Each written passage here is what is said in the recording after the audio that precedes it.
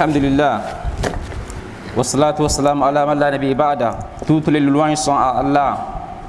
Nous le remercions, nous recherchons son aide, nous recherchons sa bonne guidée, nous le louons, nous demandons qu'Allah nous préserve du mal de nos âmes et de nos mauvaises œuvres. Celui qu'Allah guide, nul ne peut le garer, et celui qui l'égare, nul ne peut le guider. J'atteste qu'il n'y a de Dieu qu'Allah, unique sans associé, qu'il n'a pas de semblable, ni d'opposant, ni d'équivalent. J'atteste que notre maître, notre bien-aimé, notre guide, la cause de notre joie, Muhammad sallallahu alayhi wa sallam, est son serviteur et son messager. Que la paix et le salut d'Allah soient sur toi, ô messager d'Allah, ainsi que sur ta noble famille et tes compagnons. Paix et salut de tous les instants jusqu'au jour de la résurrection. Serviteur très miséricordieux, comme promis à la fin de notre dernière khutbah sur l'éducation des enfants, Inch'Allah, nous allons continuer aujourd'hui encore 11 Rabiul Awwal 1444, correspondant au 7 octobre 2022. Nous allons continuer à nous rappeler sur certains aspects de ce thème très vaste et d'actualité. Au regard des mutations fâcheuses que subissent nos mœurs et notre environnement, l'éducation des enfants reste un défi majeur et préoccupant pour les parents en particulier et pour la société en général.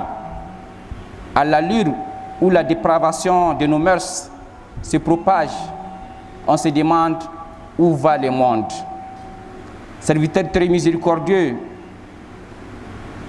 nous pouvons atténuer le dégât ou même le prévenir en nous investissant conséquemment dans l'éducation de nos enfants.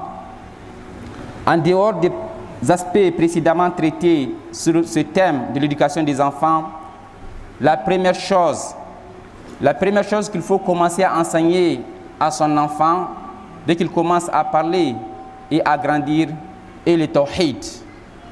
Et le tawhid et son importance. Le père des prophètes, le prophète Ibrahim alayhi salam, a donné cet exemple à travers ses enfants. Allah le Très-Haut nous rappelle cet enseignement dans la glorieuse révélation dans ce passage de la sourate Baqarah. Il dit: qui donc aura en aversion la religion d'Ibrahim, sinon celui qui sème son âme dans la sottise? Car très certainement, nous l'avons choisi en ce monde et dans l'au-delà. Il est certes du monde des gens de bien. Quand son Seigneur lui avait dit: soumets-toi, il dit: je me soumets au Seigneur de l'univers. Et c'est ce que Ibrahim alayhi salam, le verset continue, recommande à ses fils, de même que Jacob. Ô mes fils, certes Allah vous a choisi la religion, ne mourrez point donc autrement qu'en soumis. Allahu Akbar. Allah nous donne d'ailleurs ces informations concernant le prophète Jacob, qui est le petit-fils du prophète Ibrahim alayhi salam. Allah dit: étiez-vous témoin quand la mort se présenta à Jacob et qu'il dit à ses fils: qu'adorez-vous après moi? Ils répondirent: nous adorerons ta divinité et la divinité de tes pères, Ibrahim, Ismaïl et Ishaq, divinité unique et à laquelle nous sommes soumis. Allahu Akbar.